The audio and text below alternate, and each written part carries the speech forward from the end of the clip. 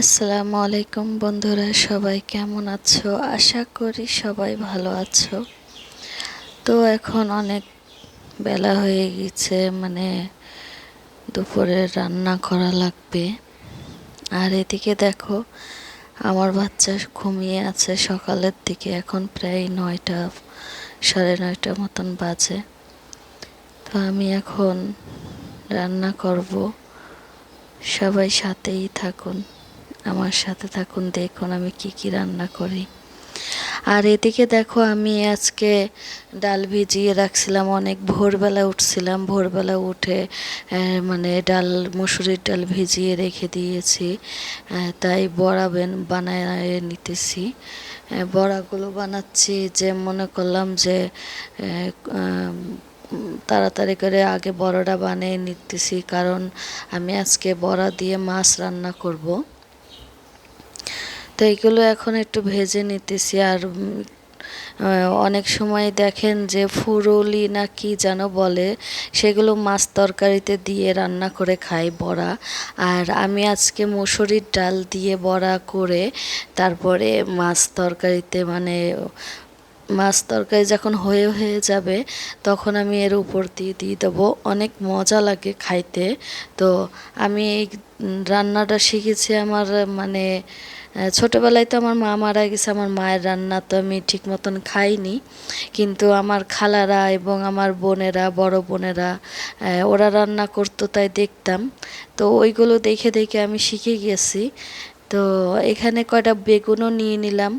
তো বেগুনগুলো ভেজে নিতেছি, কারণ আর পাঙ্গাস মাছের সাথে আমি সব সময়ের জন্য বেগুন বা আলু, লাউ এগুলো দিয়েই রান্না করি সব সময়। তো আজকে ভাবলাম যে, আর আমরা 2জন মানুষ, আর বাচ্চা তো ছোট বাচ্চা 3জনের জন্য আর কয় পিস আর মাছ লাগে। তো ভাবলাম 4 পিস মাছের সাথে অল্প কিছু তরকারি দিয়ে রান্না করি, আর বড়াগুলো উপর দিয়ে দেবো, ঝোলের উপর দিয়ে, যাতে খেতে অনেক টেস্ট লাগে। আর অর্ধেক রেখে দেবো যে সুদা ভাত দিয়ে খাওয়ানোর জন্য। তো আমি এইভাবে বেগুন ভাজতে আমার খুব ভালো লাগে। আর এইভাবে আপনারা মনে করবেন যে হিন্দুরা এইভাবে ভাজা করে খায়, কিন্তু না, হিন্দু মুসলমান সবই একই। তো যার যেমন রান্না করতে মন চায় এবং যার যেমন করে হাত দিয়ে কাটা যায় তরকারি। তো আমার সবচেয়ে একটু যদি ছোট বেগুন হয়, এমন, তো আমি এইভাবেই রান্না করি বা ভাজি করি। আমার খুব ভাল লাগে। অনেক সময় মানুষে বলে যে এইভাবে বেগুন খাসি না কি যেন করে। তো আমি বেগুন খাসি রান্না করতে পারি, ওইটাও একদিন আমি দিব, আপনাদের সাথে শেয়ার করব।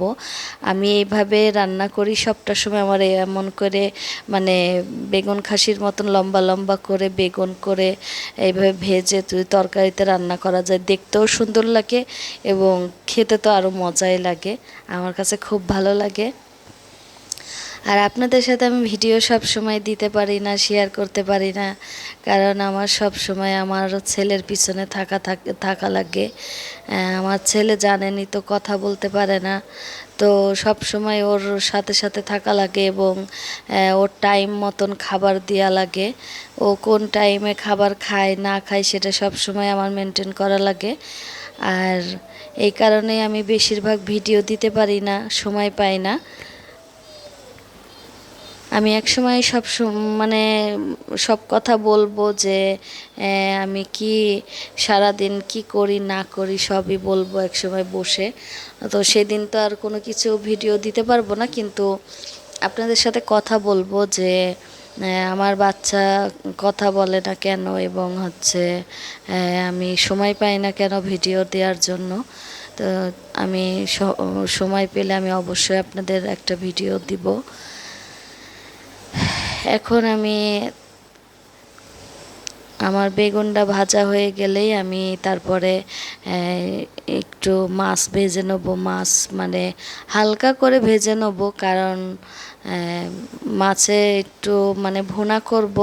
প্রথমে মাছটা কষিয়ে নিয়ে তারপরে আমি এই মাছটা হালকা একটু মানে ভেজে নিয়ে যদি কষায় নেওয়া যায় তাহলে ধরেন একটু মানে নরম নরম হয়, খেতে ভালো লাগে। আর আমার বাচ্চা হলো নরম মাছটা সবচেয়ে পছন্দ করে। বেশিরভাগ আমাদের বাসায় পাঙ্গাস মাছটাই মানে আমার বাচ্চার কারণেই আমরা খাই। আর আপনারা তো জানেনই যে বাচ্চারা সবসময় নরম মাছ পছন্দ করে।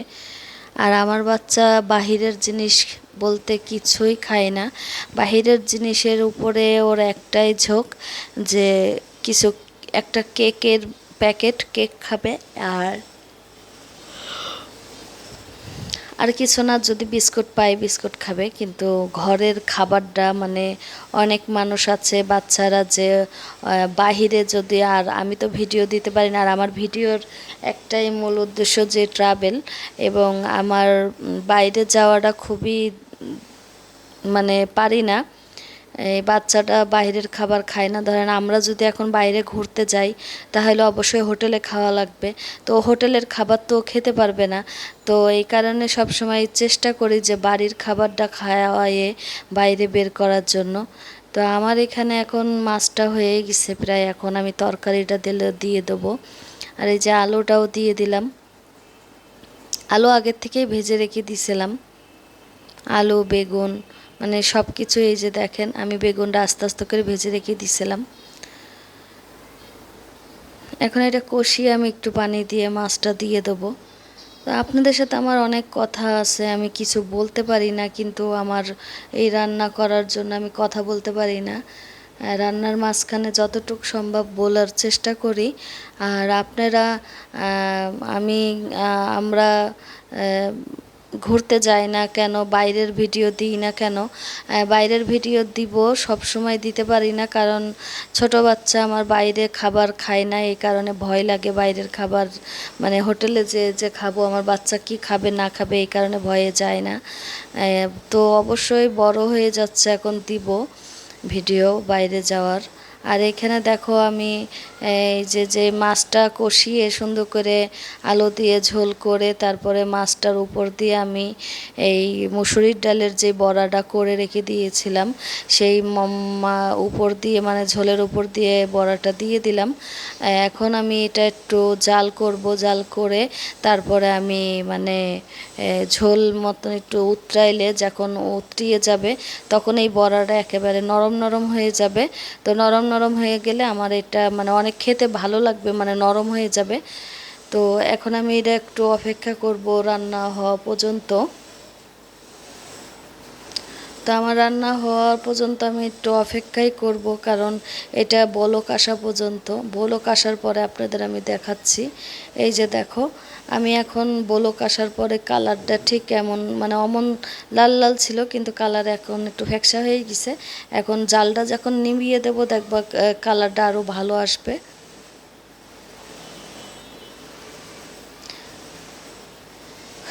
তো আপনারা কে কে পাঙ্গাস মাছের তরকারি খেতে পছন্দ করেন, এবং এইভাবে আপনারা কে কে খান একটু কমেন্টে জানিয়েন।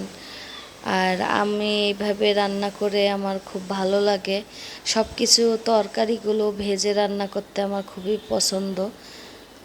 তো একটু তেল বেশি যায়, তারপরও রান্না করলে খেতে মজা লাগে। তো এইভাবে রান্না করলে আপনারা দেখবেন অনেক ভালো খেতে লাগে। তো আমার এই তরকারিটা এখানে প্রায় শেষ রান্না করা।